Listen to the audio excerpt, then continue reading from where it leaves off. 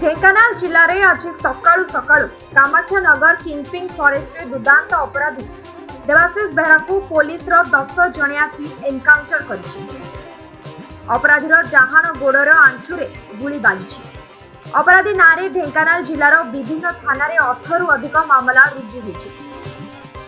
Police अपराधी देवाशीष को गोड़े गोड़े मंगलपुर पंचायत निकट रे थिबा साउलिया जंगल निकट रे एनकाउंटर करिछि।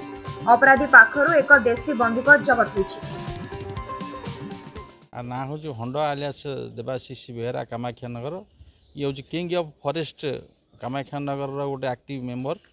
आपड़ जानी आगुरी आमर सी राकेश नाथ जी वेटरान क्रिमिनाल तार हूँ पूरा क्लोज एड एंड एसोसिएट आ ना बर्तमान सुधा आमर ढेंकानाल जिले में 18टा एक्सटोरेशन रबेरी एवं एक्सट्रीम फायरिंग केस सब अच्छी सरिकी एवं आमर बर्तमान ये मध्य 2टा केस रे आमर वांटेड थिला मध्य आमर गोटे हूँ सदर थानार गोटे किडनैपिंग विथ फायरिंग रे बर्तमान अच्छी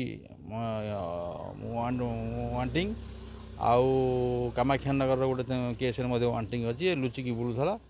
गतकाली आमर विशेष सूत्र खबर पाई आमर सदर थाना स्टाफ एवं स्पेशल स्क्वाड आईटा को आम तार खबर अंतर नौले एवं आज भोर भोर सी कांकड़पाड़ू गोड़े गोड़े जाकि से आमर मंगलपुर पाखे ताकू एक्सचेंज फायर है। एक्सचेंज फायर तार गोड़े गन शॉट इंजुरी बाजी बर्तमान हेडक्वार्टर हॉस्पिटल ट्रीटमेंट होची सी कटक बर्तमान जीव ट्रीटमेंट पे।